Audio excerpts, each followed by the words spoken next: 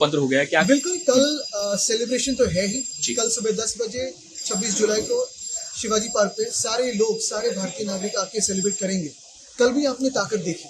Friday होते हुए, working day होते हुए, बहुत सारे ऑफिस से हो, स्कूल्स कॉलेज से हो, आम नागरिक आए तिरंगा हाथ में लेके, और एक ही मांग थी, एक ही पुकार था कि धर्मेंद्र प्रधान इस्तीफा दे। लेकिन सिर्फ मंत्री प्रधान पे नहीं, तो प्रधानमंत्री पे भी बहुत सवाल है। अगर आप देखिए तो गृह मंत्री भी इसका जवाब देना उन्होंने भी देना चाहिए कि लाठीचार्ज किसने किया, जो टीयर गैस था वो क्यों छोड़ा गया था, क्यों हैरान किया गया था बच्चों को और विद्यार्थियों को। तो ये सारी बातें हैं और बहुत सारी बातें इस देश में है, जैसे E20 है, रास्तों में घोटाला है, ये सारी बातें हैं। लेकिन कल जो सवाल पूछा जाएगा, पूछ रहे तो जश्न तो होगा क्योंकि जीत तो हुई है, लेकिन अगला सवाल यही है कि लाठीचार्ज क्यों किया। सर, आज CGP की गवर्नमेंट के साथ ज्वाइंट मीटिंग हुई, उनमें फैसला लिया गया कि अब जितने भी प्रोटेस्ट सभी घर चले जाए, अब प्रोटेस्ट को कंक्लूड करें। मुझे लगता है ये आपने देखा होगा, उद्धव साहब और राज साहब ने कहा कि आगे का जो एक दिशा लेनी है वो अभिजीत दीपके तय करेंगे, क्योंकि ये उन्होंने लीड किया था आंदोलन। लेकिन इसमें ये भी बात है, जैसे हमने कहा कि आज देश भी पूछ रहा है कि आज धर्मेंद्र प्रधान का इस्तीफा हुआ है, लेकिन आगे की इंक्वायरी, जिन्होंने लाठीचार्ज किया, जो लाठियों पे जंग लगे हुए कीले थे, या टीयर गैस हुआ, या टेजर गन का इस्तेमाल किया, ये ह्यूमन राइट्स में भी बैठता नहीं है और ना ये हमारी नेशनल डिग्निटी को कोई आधार देता है।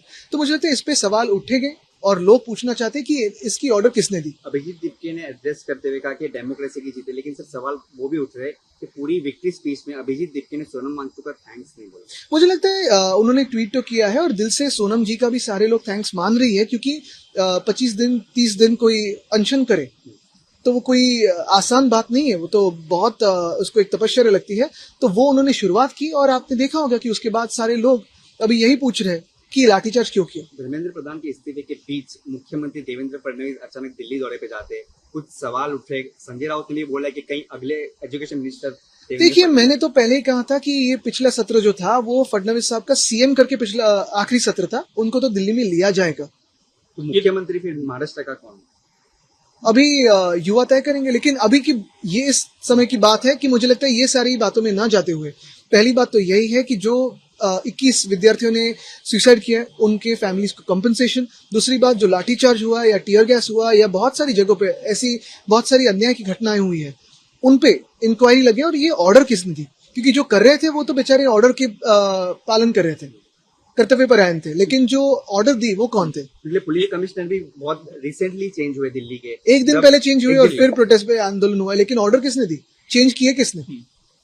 ये दूसरी बार ऐसे हो रहा है कि ठाकरे ब्रदर्स के प्रोटेस्ट से पहले सरकार बैकफुट पे आ गई।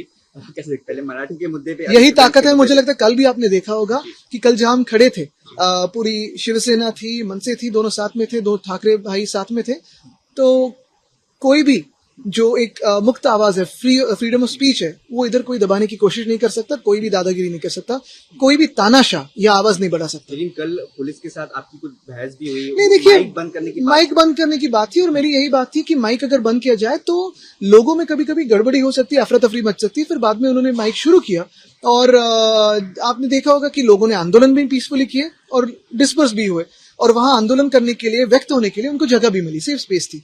तो हमारी पुलिस से यही विनती थी कि सब पीसफुल प्रोटेस्टर्स है, हिंसा सरकार से ना हो, ये लोग शांति से